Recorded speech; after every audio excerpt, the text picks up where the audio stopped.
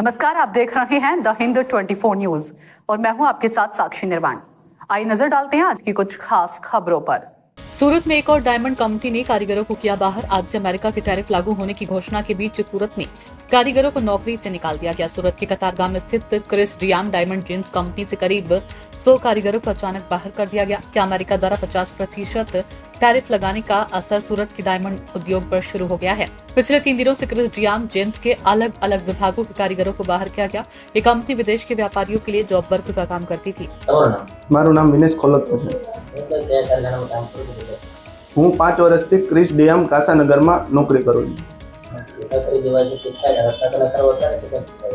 અલગ અલગ ડિપાર્ટમેન્ટથી અમારા ટોટલ 100 થી વધારે રત્ન કલાકારને છૂટા કરી દેવામાં આવે છે। કારણ અત્યારે કોઈ જાણવા મળ્યું નથી અને કારણ કોઈ આપવામાં આવ્યું નથી। મારો 35,000 પગાર હતો। હા, 100% દિવાળી આવી છે। અત્યારે બધા વર્કરને બહાર પણ નોકરી મળતી નથી, બધા જાય જ છે પણ અત્યારે કોઈ બેસાડવા તૈયાર નથી। આમાં તો ઘરનું ગુજરાન કઈ રીતના ચાલે કે અત્યારે દિવાળીનો સમય છે, અત્યારે 1.5 મહિનાની વાર છે, ત્યાં છૂટા કરી દેવામાં આવ્યા છે।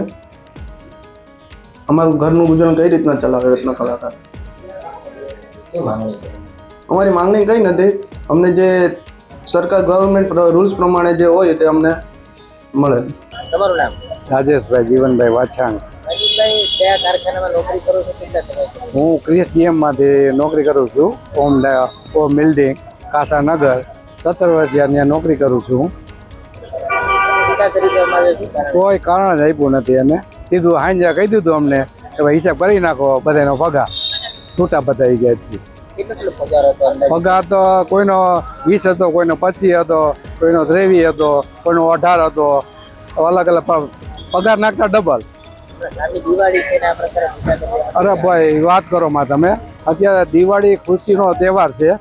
અત્યારે બધાને છોકરા વાઇટ જોતા હોય, દિવાળી પપ્પા કપડાં લઈ દેશે, આ લઈ દેશે, તે લઈ દેશે, દેશમાં જાશું, ફરવા જાશું, બધું મીટિંગમાં મળી ગયું। ઘર પરિવાર તો હવે આ આડાવડા વ્યાજે લઈને ઊંચે ઉધાર કરીને હવે ચલાવવાના છે। તો પછી દિવાળી મનાવવાની શક્યતા નથી, એવી પરિસ્થિતિ છે બધાની। કોઈ હપ્તા ભરે છે, કોઈ ગાડીના હપ્તા ભરે, કોઈ મકાનના હપ્તા ભરે છે, હપ્તા બધાને ચાલુ જ છે।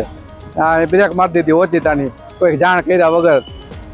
અમે જો 15 દી અમે છૂટા થઈને તો એમ કે તમારે અગાઉથી 15 દી અમને જાણ કરવાની, કે 15 દિવસનો પગાર આપશે નહીં।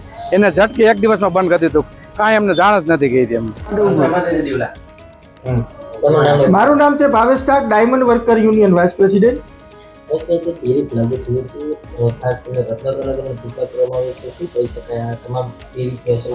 અમે કીધું હતું કે ડાયમંડ ઇન્ડસ્ટ્રીઝ ઉપર ટેરિફ લાગશે તો એની ગંભીર અસર આપણા હીરા ઉદ્યોગમાં પડશે।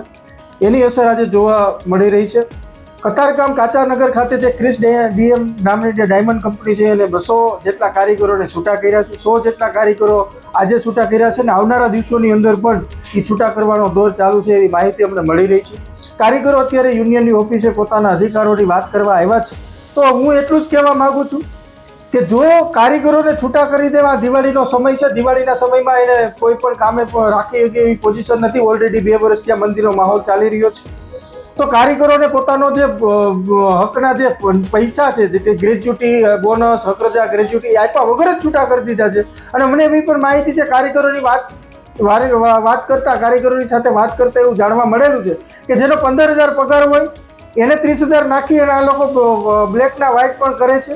તો આ જે કંપની છે, ક્રિસ ડીએમના માલિક અને સંચાલકો જે છે એની વિરુદ્ધ સખતમાં સખત કાર્યવાહી કરવા બાબતે ડાયમંડ વર્કર યુનિયન તત્પર છે અને આવનારા દિવસોની અંદર અમે કાયદાકીય લડત લડવાના છીએ। આ જે મામલો છે એ અમે કોર્ટની રાહે પણ લડશું। જે અત્યારે કારીગરોને છૂટા કર્યા છે, 10-10 વર્ષ ત્યાં કારીગરો ત્યાં કામ કરે છે, ના તો એને બોનસ આપ્યું છે, ના તો એને ગ્રેજ્યુટી આપ્યું છે, એમને આપ્યા વગર છૂટા કરી દીધા છે।